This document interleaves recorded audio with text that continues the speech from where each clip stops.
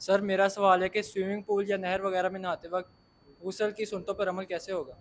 जी, अगर swimming pool में नहा रहे हैं या फिर नहर के अंदर नहा रहे हैं, अब जो वुजू की सुन्नतें हैं कि 3 बार आपने धोना है, इस पर अमल कैसे होगा?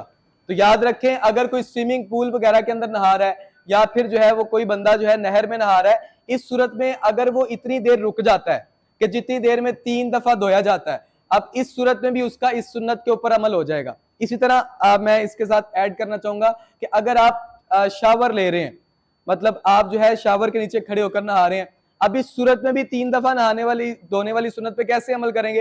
तो अगर आप इतनी देर के लिए वहां पर ठहर जाते हैं, रुक जाते हैं कि जितनी देर में 3 दफा धोया जाता है, तब भी आपके 3 दफा धोने वाली सुन्नत पर अमल हो जाएगा। अब यहां पर एक और बात याद रखें आखिर के अंदर कि हमारे यहाँ क्या होता है, हमारे यहाँ लोग समझते हैं कि शायद जो तरीका गुस्ल का है, इस तरीके से गुस्ल करेंगे तभी गुस्ल अदा होगा। बिल्कुल इसी तरीके से गुस्ल करना चाहिए, सुन्नत तरीका है। लेकिन अगर कोई बंदा ये 3 फराइज अदा कर देता है, कुल्ली कर लेता है, नाक में पानी चढ़ा लेता है, सारे जिस्म पे पानी बहा लेता है, तब भी उसका गुस्ल अदा हो जाएगा। अगर कोई बंदा शावर के नीचे खड़ा हो गया, अब उसे कुल्ली कर ली, नाक में पानी चढ़ा लिया, सारे जिस्म पर पानी बहा लिया, उसका गुस्ल अदा हो गया।